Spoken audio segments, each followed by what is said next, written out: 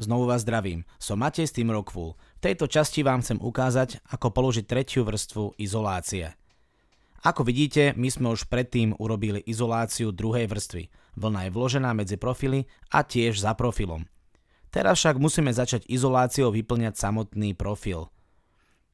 Takže musíme vyrezať taký kúsok vlny, aby sme ho vložili tu.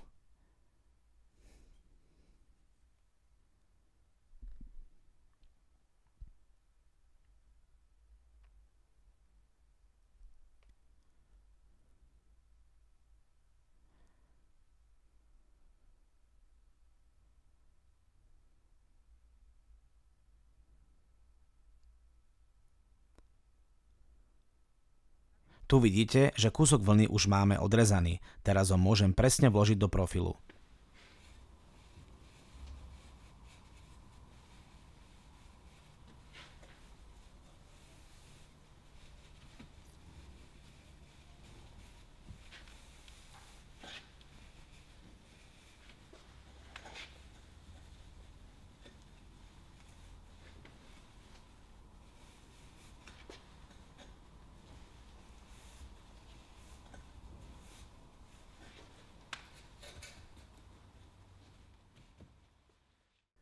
Profil je už zaizolovaný. Teraz budeme vkladať vlnu medzi dva profily.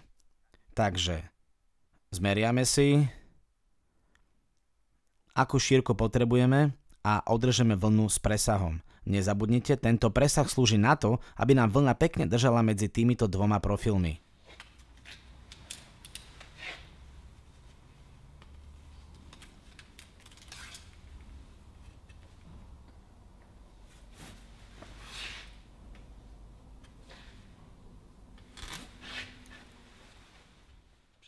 Pri tomto reze si opäť pomôžem latou, aby naša línia rezu bola rovná a presná.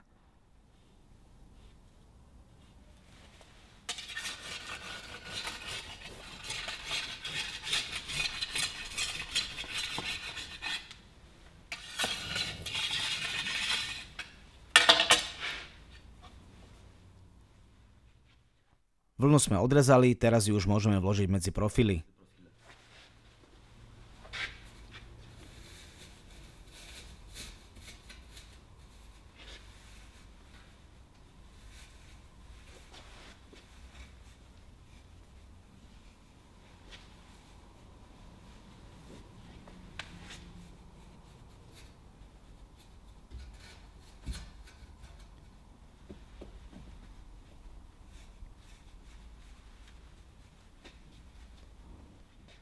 Ako vidíte, vlna drží dobre medzi profilmi a tretia vrstva izolácie je teda hotová. Rovnako tak budeme vkladať každú dosku izolácie. Takže nezabudnite najprv do profilu a potom vlnu medzi profily. Takto zaizolujeme celé podkrovie.